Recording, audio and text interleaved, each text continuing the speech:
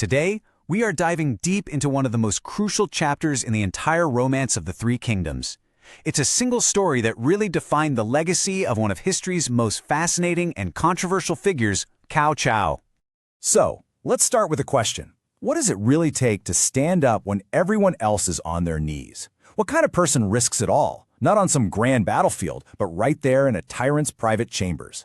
This is the story of a failed assassination, a moment that could have just been a footnote, but instead it launched an absolute legend. Let's get into it. You know, the original text sets the stage for us perfectly with this one line. It pits two massive virtues against each other: raw intelligence versus unwavering loyalty. And as we're about to see, Cao Cao has one of those in spades. His relationship with the other one, though, well, it's a bit more complicated.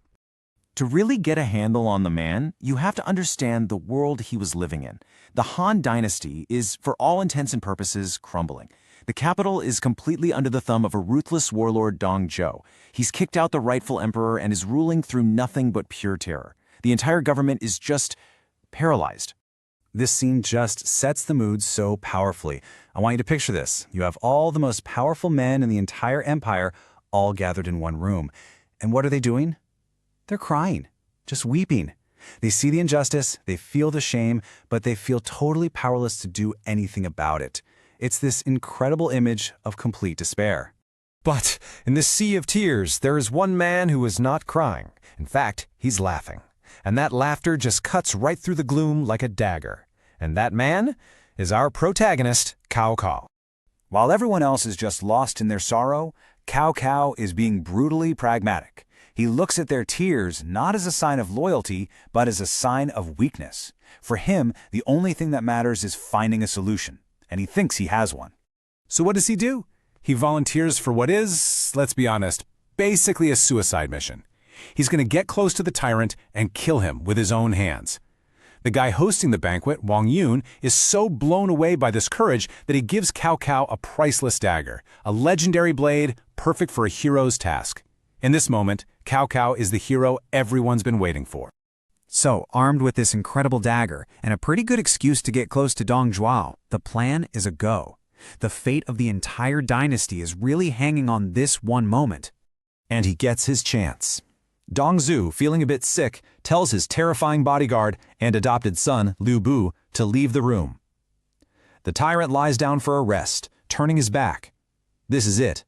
This is the moment. Cao Cao pulls out the Seven Treasures dagger, but fate has something else in mind. There's a mirror in the room, it catches the glint of the blade, and Dong Zhuo whips around asking, "What are you doing?"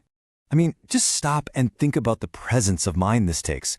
He's caught red-handed, inches away from committing murder, and Cao Cao doesn't even flinch. He kneels down, smiles, and just invents a story on the spot, shifting smoothly from assassin to loyal servant offering a gift.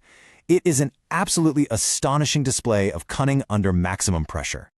And get this, Dong Zhuo is completely fooled. He's so impressed with the dagger that he actually walks Cao Cao outside to show him a fine horse.